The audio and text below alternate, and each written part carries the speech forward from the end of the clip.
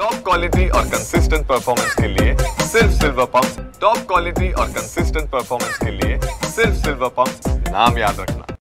प्रति पंढरपूर असलेल्या वडाळा येथील विठ्ठल रुक्मिणी मंदिरामध्ये आज दर्शनासाठी आषाढी एकादशी निमित्त खासदार वर्षा गायकवाड जे आहेत ते या ठिकाणी आलेले आहेत। आपल्यासोबत बोलण्यासाठी वर्षा गायकवाड आहेत। ताई, आज विठ्ठलाच्या दर्शनाला आला आहात आषाढी एकादशी निमित्त, काय साकडं नेमकं विठ्ठलाला घातलं? ते अवघे गरजे पंढरपूर। आज पंढरपूर तर जे आहे ते माऊलीच्या नावाने त्याचा गजर तर असेलच आणि मोठ्या प्रमाणामध्ये त्या ठिकाणी जे वातावरण असेल त्याचं प्रति पंढरपूरमध्ये आपण बघतो की तसंच वातावरण या ठिकाणी पण आहे।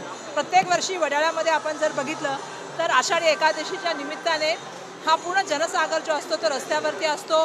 टाळाच्या मधुंगामध्ये, भजनामध्ये आणि भक्तिमय वातावरणात तो त्या ठिकाणी येत असतो। सर्व जाती धर्मांना बरोबर घेऊन जाणारा असा हा एक सोहळा आहे आणि वारकरी संप्रदाय हा सगळ्यात महत्त्वाची गोष्ट म्हणजे खूप चांगली शिकवण देणारे आणि महाराष्ट्राची परंपरा पुढे नेऊन त्याची पताका घेऊन जाणारा असा वारकरी पंथ आहे।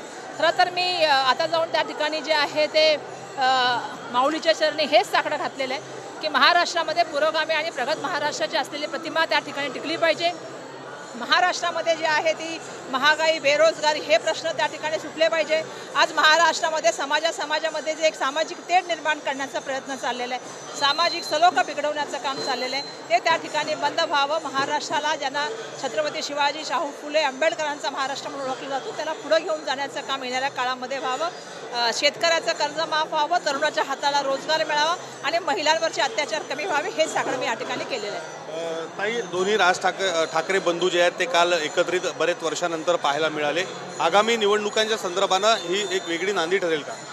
मी काल त्या दोघांचं त्या ठिकाणी एकत्र झाल्यानंतर त्याचं स्वागतच केलं, कारण शेवटी मराठी भाषेसाठी, मराठी भाषेच्या आम्हा सगळ्यांना स्वाभिमान आहे, अभिमान आहे। मराठी भाषेला अभिजात दर्जा मिळावा म्हणून आम्ही संसदेमध्ये सुद्धा आवाज उठवला होता आणि म्हणून मला अभिमान या गोष्टीचा आहे की महाराष्ट्रामध्ये मराठीचं जे अस्तित्व आहे, या मातीमध्ये जो आहे तो मराठीचा सुगंध आहे आणि म्हणून मला अपेक्षा ही आहे की जी मराठीसाठी लढाई करावी लागली। खरं तर हा विषय का आला हाच मला प्रश्न कळलेला नाही आहे, कारण महाराष्ट्र इतकं प्रगत राज्य आहे की ज्याच्यामध्ये मी मगाशीच सांगितल्याप्रमाणे उर्दू, हिंदी, तेलुगू, तमिळ अशा मुंबई महानगरपालिकेच्या ॲडेड शाळा आहेत आणि 5वीमध्ये आपण मुलांना हिंदी शिकवतोच, त्यामुळे ही सक्ती करण्याची काय एवढी गरज पडली हे मला समजलं नाही।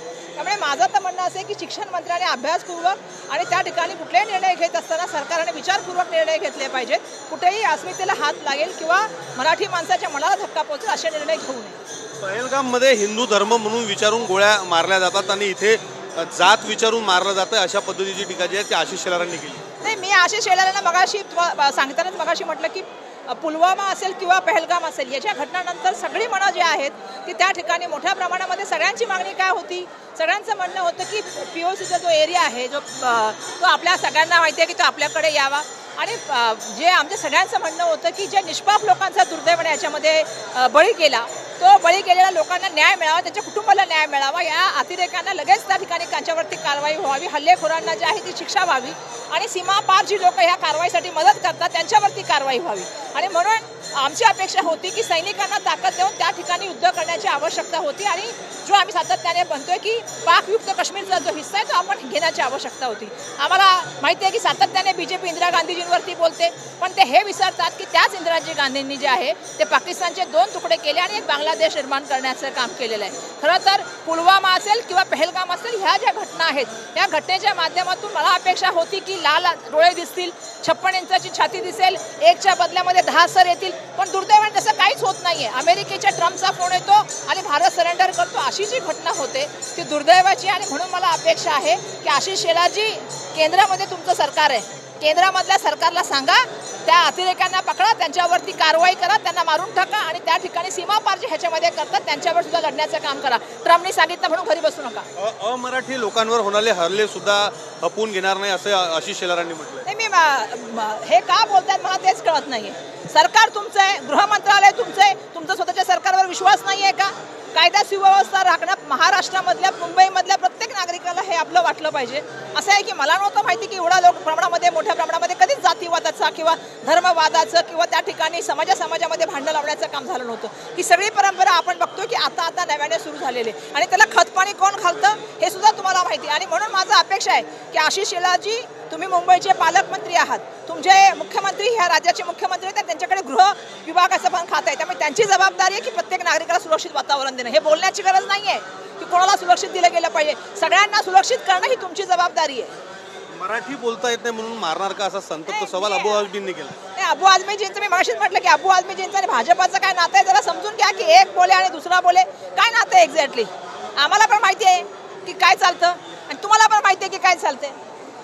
या होत्या खासदार वर्षा गायकवाड. कॅमेरामन नागनाथ शिंदेसह विवेक गावंडे, TV9 मराठी, मुंबई.